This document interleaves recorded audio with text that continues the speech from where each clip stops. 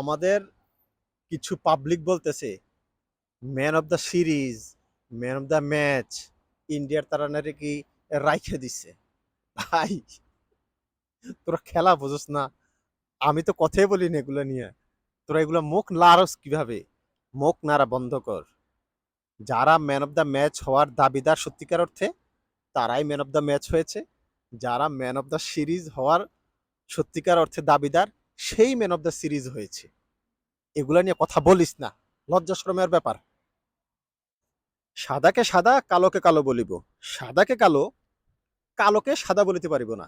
Hello viewers, it's me Rony bro, welcome to another new video.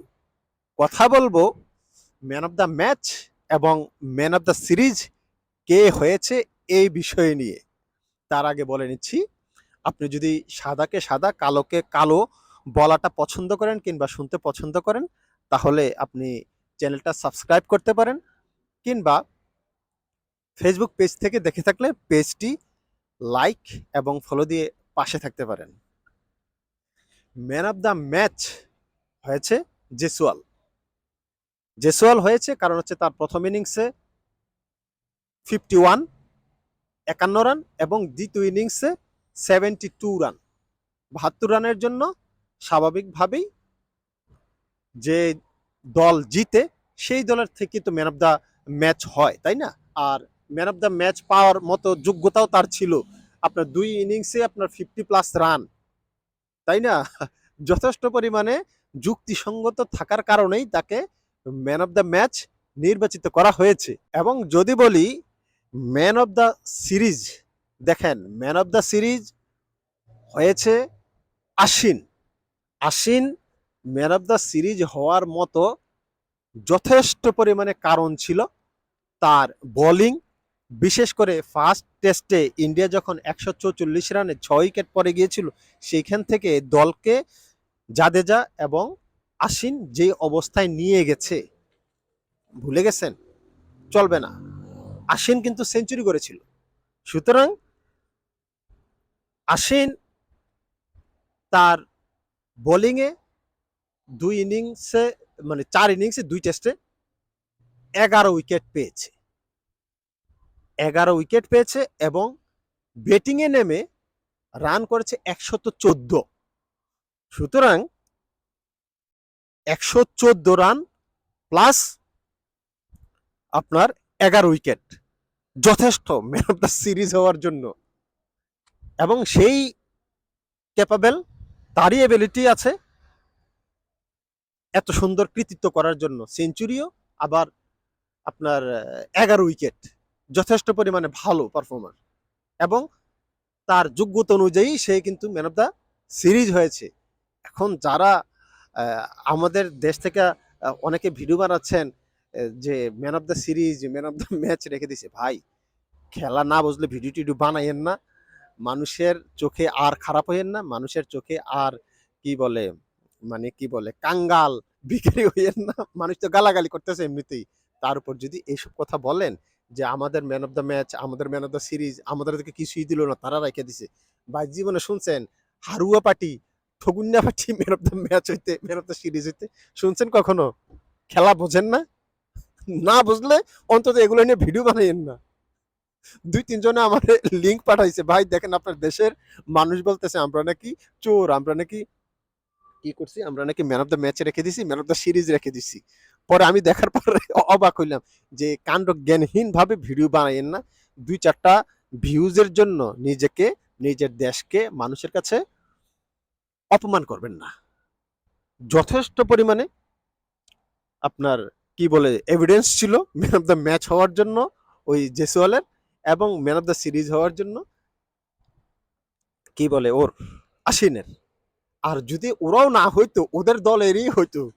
কারণ ওদের দলেরই তো এই যে ইয়া সেঞ্চুরি মারলো না, ঋষভ পান্ত সেঞ্চুরি মারলো না, তারপর সেঞ্চুরি মারছে গিল, শুভমান গিল সেঞ্চুরি মারছে, তারপর 2 ইনিংসে মিলে রান করছে। সবকিছু তো ওরাই ভাই। আমরা কে সেঞ্চুরি করছে? একটা মমিনুল হক সেঞ্চুরি করছে, তাই না? সেঞ্চুরি কই আমাদের? সুতরাং উল্টাপাল্টা কথা বললেই হয় না। যারা সত্যিকার অর্থে যোগ্য, তারাই ম্যান অফ দ্য ম্যাচ হয়েছে, তারাই ম্যান অফ দ্য সিরিজ হয়েছে। সুতরাং এটা নিয়ে আর কেউ কথা বলবেন না, লজ্জা থাকলে এগুলো নিয়ে আর ভিডিওই বানাবেন না, এসব বিষয় নিয়ে ভিডিও বানাবেন না দয়া করে। আমাদের কোথায় লেকিংস আছে, আমরা সত্যিকার অর্থেই ভারতের মতো টিম না, ভারতের থেকে আমাদের যোগ্যতা অনেক বেশি কম, বিশেষ করে টেস্ট ক্রিকেটে আমি বলতে পারি আমরা তাদের 50%ও খেলতে পারিনি। আমাদের ব্যাটিং অর্ডার খুবই বাজে রান করছে, খুবই বাজেভাবে ফল করছে, প্রতিটা বারই ফল করছে, একটা ইনিংসও ভালো করে মানে দাঁড়াতেই পারেনি, এবং ওদের বিশ্বমানের বোলারদের সামনে দাঁড়াতে পারে নাই। এতে লজ্জা পাওয়ার, হতাশ হওয়ার কিছু নেই, এটা নর্মাল বিষয়। বাংলাদেশ যদি আবার পাকিস্তানে যায় আবার আমরা ভালো করব, অসুবিধা নেই, বা অন্য দেশে গেলে আমরা ভালো করব। তবে ইন্ডিয়ার সাথে, ইন্ডিয়ার টেস্ট ক্রিকেটের যে অবস্থা এখন টেস্ট টিমটার, সত্যিকার অর্থেই আমরা ওদের কাছ থেকে অনেক বেশি পিছিয়ে আছি। এটা মেনে নিলে, এটা মানলে বা এটা বললে লজ্জার কিছু নেই। খেলায় তো হারবে, দুই দল কি জিতে যাবে একসাথে? শুনছেন জীবনে কোনোদিন হয়েছে যে দুই দল একসাথে জিতে গেছে? আমরা তাদের কাছাকাছিও নাই।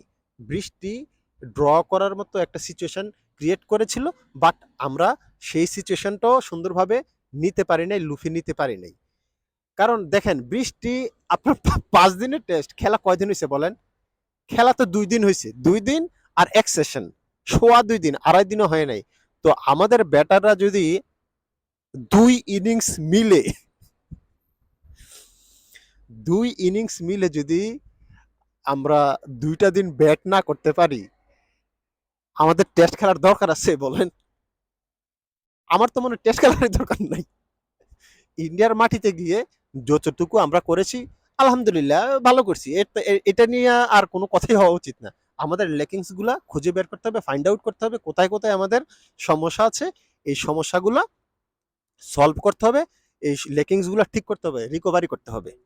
যেই কোচ আছে, ব্যাটিং কোচ বলেন কিংবা হাতুড়ে সিংহে বলেন, হাতুড়ে দিয়ে বাইরে এটারিয়া যদি ঠিক করে, মাথাটা বাইরে এটারিয়া, যে তোদের ব্রেনে কাজ করে না কেন, উইকেট চলে যায়, তোরা পড়ে এনে থাকবি, উইকেট যায় আছে, সারাদিনটা পড়ে থাকলে তো ম্যাচ ড্র হয়ে যায়, ব্রেনে কাজ করে না, যেহেতু হাতুড়ে সিংহের কাজ হচ্ছে হাতুড়ে দিয়ে বাইরে বাইরে এই ব্রেনটাকে ঠিক করা, এছাড়া আর কিছুই না। সুতরাং যারা এসব ফাউল ভিডিও বানাচ্ছেন, ফাউল কথা বলছেন, ভাই এগুলো আমাদের সময় না।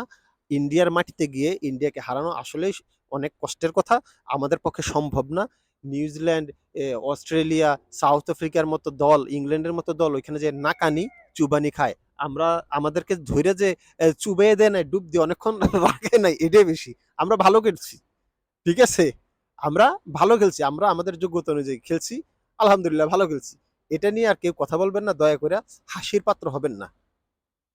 যারা বুদ্ধিমান তারা নিজেদের লেকিংস নিয়ে কথা বলে, ফাইন্ড আউট করে কোথায় কোথায় প্রবলেম, ওই ফাইন্ড আউট করার পরে এগুলা সলভ করে। এখন বাংলাদেশের কাজ হচ্ছে ফাইন্ড আউট করে এগুলা সলভ করা, জাস্ট ইট, এছাড়া আর কিছু না। এগুলা কে ম্যান অফ দ্য ম্যাচ হয়েছে, ম্যান অফ দ্য সিরিজ হয়েছে, এগুলা নিয়ে কথা বলার দরকার নাই ভাই, আমরা তো কাছে ভিতরেই নাই ওদের, এরাই তো নিবে, এরা নিবে না। এনিওয়ে, যে যেখান থেকে দেখছেন সবাইকে রিকোয়েস্ট করব, রিকোয়েস্ট করার কারণটা হচ্ছে কি, কারণ হচ্ছে আপনার রসালো হিংসাত্মক প্রতিহিংসামূলক ভিডিও ক্রিয়েটরের ছড়াছড়ি চারপাশে, সাদাকে সাদা কালোকে কালো, আমি না যেই বলুক তাকেই আপনারা সাপোর্ট করবেন, তাকেই সাবস্ক্রাইব করবেন, তাকে ফলো করবেন।